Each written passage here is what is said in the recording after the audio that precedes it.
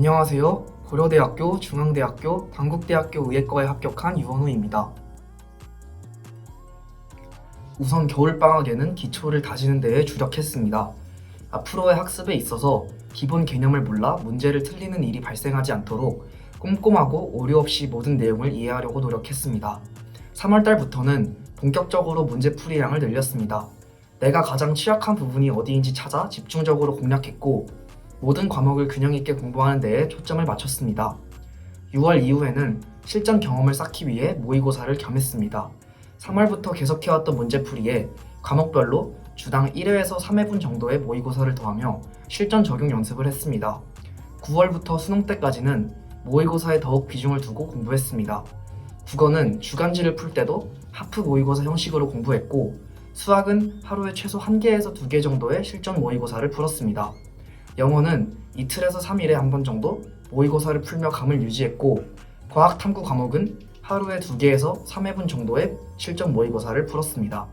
이때 모의고사를 풀고 곧바로 스스로의 운영 방식이나 행동 등을 피드백한 점이 실력 상승에 있어서 큰 도움이 되었습니다.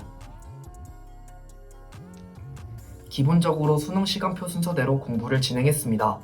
아침에는 가장 먼저 언어와 매체 한 세트를 풀고 문학과 독서를 각각 2지문 정도 풀었습니다. 그 후 인터넷 강의나 숙제가 별도로 있다면 그것을 해결하고 그렇지 않은 날에는 모의고사를 풀며 실력을 점검했습니다. 국어를 다 한 뒤 수학은 모의고사 위주로 학습했습니다. 평소에는 모의고사 1개 분량과 매일 10에서 20문제 정도의 문제풀이를 겸했고 어떤 날은 모의고사를 2개 정도 풀기도 했습니다. 점심을 먹고 난 뒤에는 영어 단어를 외우고 하루 8지문 정도 문제를 풀었습니다. 영어 단어를 외우지 않은 날에는 모의고사로 대체하여 공부하였습니다. 그 후에는 탐구 과목을 각각 2회에서 3회분 정도의 모의고사와 고난이도 문항 문제풀이로 학습했습니다. 마무리 공부로는 하루 동안 실수했던 문제들을 오답하고 부족한 점을 체크하며 피드백하는 식으로 진행했습니다. 국어 과목은 항상 하루에서 가장 먼저 시작하는 과목이 되어야 합니다. 집중력에 따라서 점수가 크게 왔다 갔다 하는 과목인 만큼 아침 공부에 몸을 익숙하게 만드는 것이 중요합니다. 또한 문제화되는 지문 속 중요 포인트들을 정확히 읽어내고 있는지를 항상 의식하며 공부해야 합니다. 많은 학생들이 별 생각 없이 지문을 읽고 문제를 푸는 경우가 많은데 항상 지문을 읽으며 어느 부분이 문제화될 수 있는지 가볍게 읽고 넘어갈 부분은 어디인지 고민하는 자세가 필요합니다.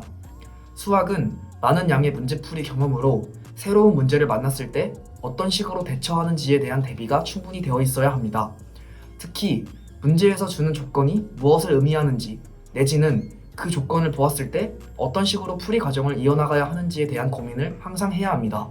문제가 풀리지 않을 때는 답지를 보면서 이해하고 이해가 되지 않을 때는 그냥 그 문제를 외워버린다는 식으로 복습을 해도 괜찮습니다. 결국 문제풀이 경험이 쌓이게 되면 자연스레 풀이에 대한 정당성과 필연성이 부여되기 때문입니다.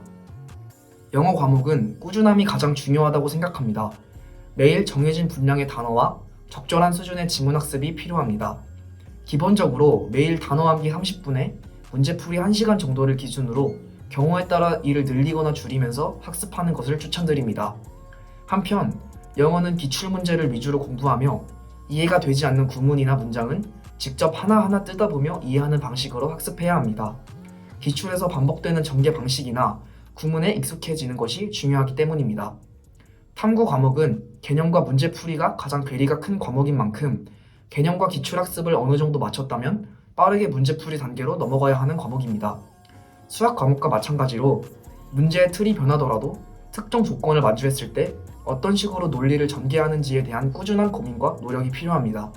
30분이라는 짧은 시간 동안 처음 보는 문제를 해결하기 위해서는 평소에 낯설고 생소한 문제들을 많이 접해봐야 하고 무엇보다 다양한 유형과 난이도의 실전 모의고사를 풀어보며 시험 운영에 대한 자신감을 높인 상태로 임하는 것이 중요합니다. 제 수험 생활의 원동력은 또 다른 실패와 후회를 반복하지 않으려고 했던 것입니다. 2026학년도 수능을 준비하는 수험생 여러분들도 각자의 목표를 이루기 위해 최선을 다하는 후회 없는 한 해를 보내시길 바랍니다. 파이팅!